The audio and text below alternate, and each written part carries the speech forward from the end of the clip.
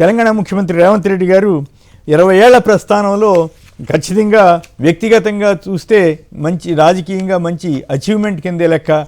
దీనిపైన తమ అభిప్రాయం చెప్పడానికి కాంగ్రెస్ పార్టీ అధికార ప్రతినిధి ఇందిరా శోభన్ గారు ఫోన్లో ఉన్నారు. ఇందిరా శోభన్ గారు, ముందుగా సీఎం గారికి అభినందనలు. ఏమిటి ఈ రాజకీయ ప్రస్థానం మీద మీ కామెంట్ ఏమిటి? ఫస్ట్ ఆఫ్ ఆల్ ప్యానల్ ఉన్నటువంటి సోదరులకు మీకు అలాగే సాక్షికి గుడ్ మార్నింగ్ సార్. నమస్కారం. సో ఇవాళ ముఖ్యమంత్రి గారు ఇండిపెండెంట్ గా జెడ్పీటీసీగా మిడ్జిల్ పాలమూరు బిడ్డగా జెడ్పీటీసీ గెలిచిన తర్వాత నెక్స్ట్ ఎమ్మెల్సీగా ఇండిపెండెంట్ గా గెలిచి ఒక 17 సంవత్సరాల కాలంలోనే ఇవాళ రాష్ట్రంలో అత్యున్నతమైనటువంటి స్థానం ముఖ్యమంత్రి స్థాయికి ఎదగడం అన్నది ఒక కామన్ మ్యాన్ గా పొలిటికల్ గా ఎలాంటి బ్యాక్గ్రౌండ్ లేని వ్యక్తి రావడం అన్నది హర్షించేదని ఈ సందర్భంగా ముఖ్యమంత్రి గారు 20 సంవత్సరాలు పూర్తి చేసుకున్న నేపథ్యంలో తనకి నా హృదయపూర్వక శుభాకాంక్షలు తెలియజేస్తున్నాను సార్. సో ఏదేమైనప్పటికీ కూడా కష్టపడితే ప్రజలతో ఉంటూ ప్రజలు ఆశీర్వదిస్తారని చెప్పడానికి ఇది మంచి నిర్వచనంగా ఉదాహరణగా చెప్పవచ్చు. ఆనాడు రాజశేఖర రెడ్డి గారు ఏ విధంగా అయితే పాదయాత్ర ప్రజల్లోకి వెళ్ళి తనను తాను చాటుకొని ముఖ్యమంత్రిగా ఎలా అయ్యారో మనం చూస్తున్నాం. ప్రజల గుండెల్లో ఈ రోజు వరకు కూడా చెరగని ముద్రగా మిగిలిపోయి ఉన్నారు వైఎస్ఆర్ గారికి మనం చూస్తున్నాం. కాబట్టి ముఖ్యంగా ప్రజల సంక్షేమం కోరేటువంటి నాయకుల యొక్క పేర్లు చిరస్థాయిగా ఉంటాయని చెప్పాల్సిన అవసరం లేదు. అయితే ఈ రాష్ట్రంలో 10 సంవత్సరాలు ఈ రాష్ట్రాన్ని పాలించినటువంటి కేసీఆర్ గారు పదే అక్కసు వెళ్ళగక్కుతూ వాళ్ళు చేసినటువంటి ఇప్పుడు కేసీఆర్ గారి ప్రస్తావన అవసరం లేదు, ఎందుకంటే పాజిటివ్ గా రేవంత్ రెడ్డి గారికి అభినందనలు చెప్తున్న సందర్భంలో ఆ వివాదాల్లోకి వెళ్లకుండా ఉంటే బెటర్ ఏమో.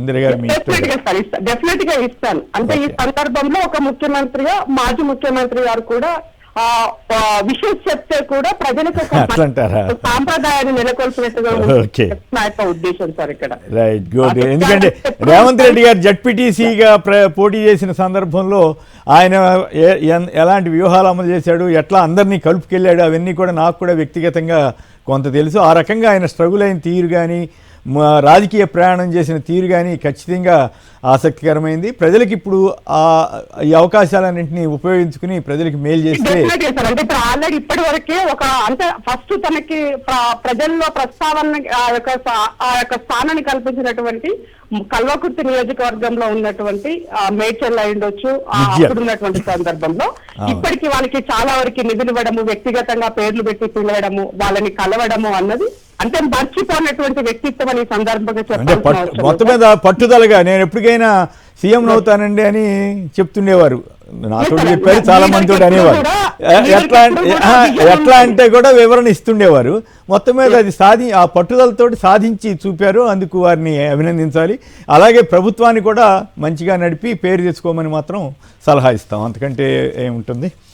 డెఫినెట్ గా సార్, ప్రజలు కోరుకున్న దానికి బ్రహ్మాండమైన సంక్షేమ అభివృద్ధి 2 కళ్ళలాగా ముందుకు వెళ్తూ ఎవరెన్ని విమర్శలు చేసినా పట్టించుకోకుండా తన పని తను ఇంకా మరింత సుదీర్ఘంగా ప్రజలకి సేవ చేయాలని మనస్ఫూర్తిగా ఆ పాలమూరు బిడ్డగా తన పక్కనే ఉన్నటువంటి చెల్లెగా కోరుకుంటున్నారు సార్ మనస్ఫూర్తిగా. Right, all the best to CM and మీకు.